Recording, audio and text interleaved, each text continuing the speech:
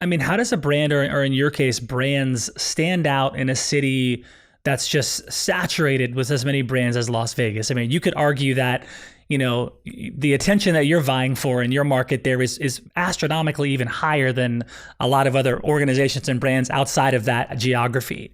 So how do you stand out and get people's attention in a market that's seemingly so loud and noisy with a lot of things that you could be excited about and be, amped about participating in when it comes to Vegas? For us, it's all about innovation and being authentic with our connections to our fan base. So our first brand campaign that we had here was Vegas Born.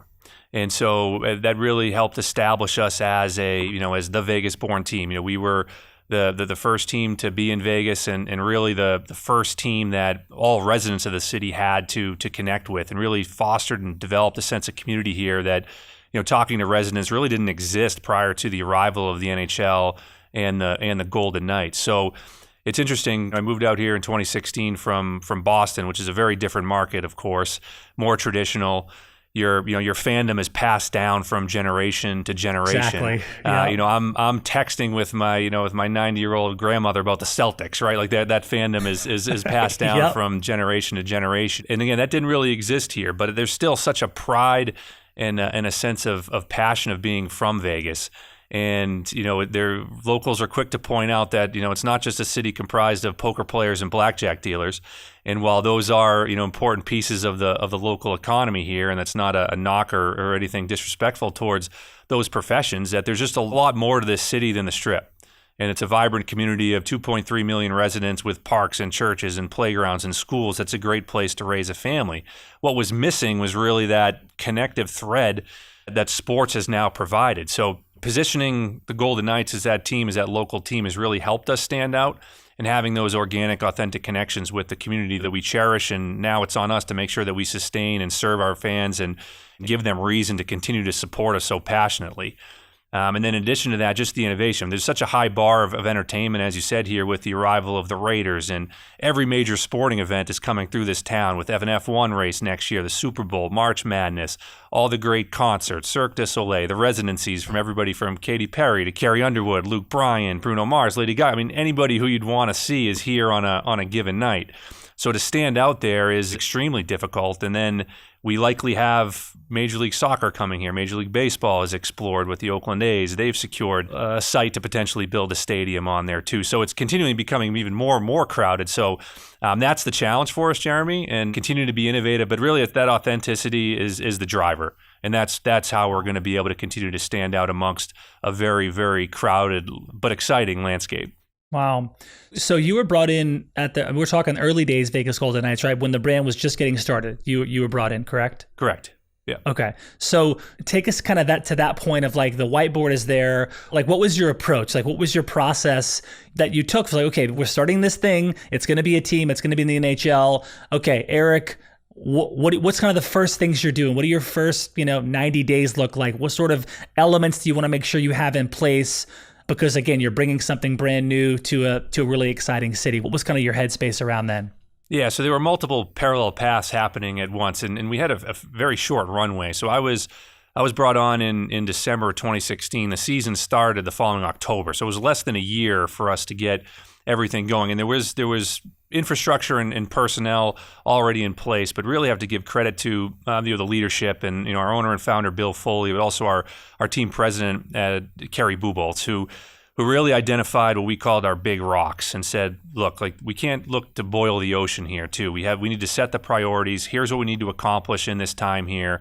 And then he empowered the team leaders, the executive team leaders, to execute on that. So with, hey, here are the priorities. Now you're responsible for figuring out how we get there. So for me, we didn't have a communications and content and broadcasting staff, so we had to hire 14 people in that time and set the direction. Hey, here's what we're looking to accomplish. Here's the skills that we're looking for. And then it trickled down from role to role to say, okay, here's what we need to accomplish. You own this, run with it. While having that direct line back up to the top of our organization to make sure that we were aligned with those top-down priorities.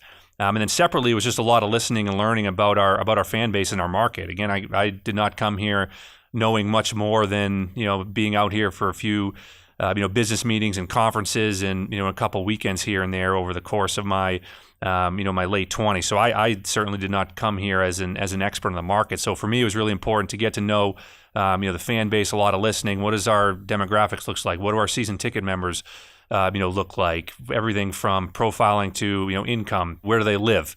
Are they fans of hockey? Where are they from? So really diving into all that data and metrics to make informed decisions, data-driven decisions, in order to best position our organization and our team for success. So several parallel paths. We look back at it. It's impressive to see what we're able to accomplish in such a short time. And then you throw in the success of the team on the ice. It really was a magical first season, but it really started just with that clear sense of vision from our leadership group, and identifying those areas that we needed to execute on, and then empowering the crew to bring them to life. Yeah, you mentioned the success of the team. I mean, the Golden Knights had, amazing success right away as an expansion team in 2017, 2018 season. How did that success affect the marketing strategy? And then just the follow-up to that is like, a sports team's success can be quite different season to season. And as a marketer, you got to stay agile and adjust marketing strategies quickly. So as things went really well and things shifted as things do, how did the early success affect you? And then what do you do to, again, stay relevant, stay agile, and adjust as needed? Yeah, well, we thought we were going to be better than most of the pundits or experts thought we were going to be that first year, but nobody expected a run to the Stanley Cup final. It was such a magical season, and for us in the marketing content team and entertainment as well, I would put in there is that we just really had to be nimble with changing our approach and what we thought. We thought we'd be the lovable expansion team. Hey, we're in Vegas, we're fun. People are going to enjoy coming to the games, and we may lose more than we win, but we're still in Vegas, and we kind of have a long-term vision for success here, and we're more positioning ourselves for success 3, 4, 5 years down the road, not necessarily in year one. And then we start out of the gates with a great first month. Then all of a sudden in December, we're trying to take a look, and we're beating some of the best teams in the league, and the atmosphere at our arena is just electric and wild. And so how do we continue to fuel that? So I think for us, that was really the fun part about that first year, was just that, wow, the response to this team is amazing and far beyond what anyone could have even expected and imagined. So how do we continue to fuel that? How do we create, add to that from an in-arena experience? How do we support that through retail? How do we support that through our content, through our broadcast? Really just looking at every possible touch point, fan experience, opening up practices, and then we're at practices, we're going to have a DJ go out there to make that even a more elevated experience. And so continuing to find ways to elevate, enhance, and improve that overall fan experience, and it just really became this really magical combination of a super passionate fan base with a innovative brand that was putting out several different initiatives that just helped fuel and accelerate that that passion even further.